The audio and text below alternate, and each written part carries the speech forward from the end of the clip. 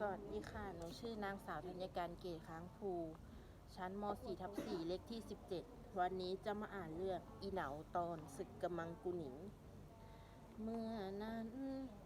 ท้าวกำมังกุหนิงเลืองสีเสด็จเนื้อแทนรัตมณี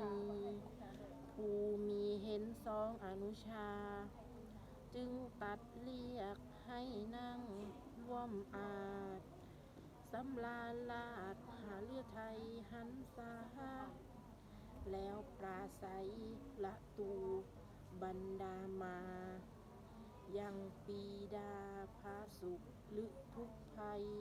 ซึ่งเราให้หามาทั้งนี้จะไปตีดาหากรุงใหญ่ละตูทุกนครอย่านอนใจ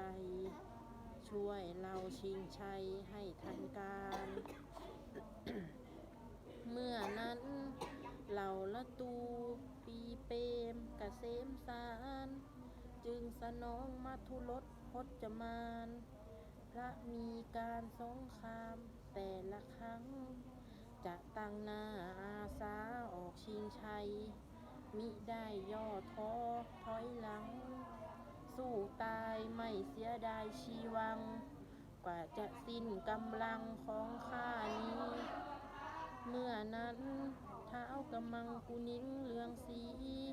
ฟังละตูทูลตอบชอบทีสมทวินยินดีปรีดาจึงตรัสว่าท่านมาเหนื่อยนัก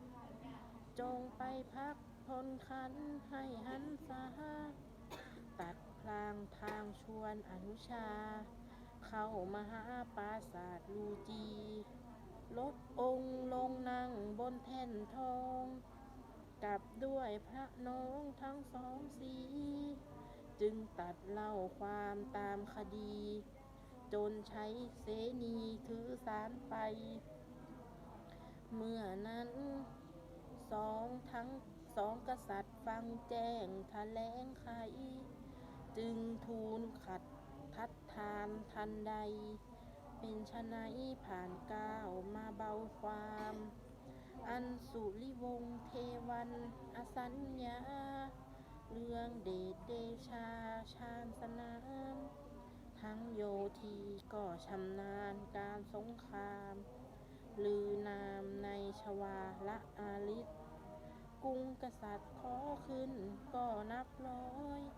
เราเป็นเมืองน้อยกะจิตลิศดังหิ่งห้อยจะแข่งแสงอาทิตย์เห็นผิดระบบโบราณมาใช่จะไล่ธิดาทุกธานีมีงามแต่บุตรีเท้าดาหาพระองค์จึงควรตรึกตราไพร่ฟ้าประชากรจะร้อนนักขอบคุณค่ะ